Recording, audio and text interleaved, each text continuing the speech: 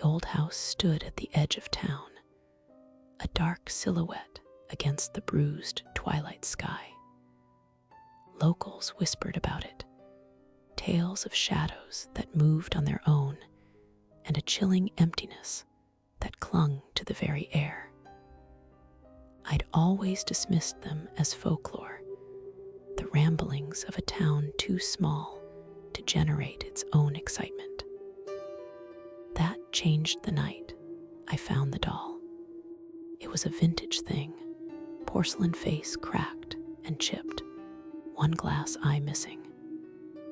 It lay on my doorstep, nestled in a bed of decaying leaves, its tattered lace dress stained with something dark and viscous.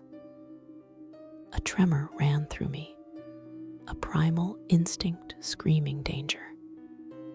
I shoved it inside, a foolish act driven by a morbid curiosity I couldn't shake. That night, the whispers began, not from outside, but from within the walls. Soft, sibilant sounds, like dry leaves skittering across floorboards. I tried to rationalize it, the wind, the house settling. But the doll seemed to watch me. Its single glass eye felt like a black hole, drawing my gaze, my thoughts, into its vacant stare. Then came the dreams. Fragmented, nightmarish visions of distorted faces and grasping hands. I'd wake up in a cold sweat, the echo of a child's weeping clinging to the edges of my consciousness. The doll was always there, sitting on my dresser, its head tilted as if listening. One morning, I found a small, crude drawing tucked beneath it. A stick figure with wide, vacant eyes, a jagged line for a mouth. And beside it, scrawled in what looked like dried mud, a single word, mine. Fear coiled in my gut, cold and sharp. I tried to throw the doll away, but each time I did, it reappeared. First on my porch, then back on my dresser, always with that unnerving stillness. It felt like it was growing, not physically, but in presence, its influence seeping into the fabric of my reality. The whispers intensified, evolving into guttural murmurs I couldn't quite decipher. Objects began to move. My keys would vanish, only to turn up in the most absurd places.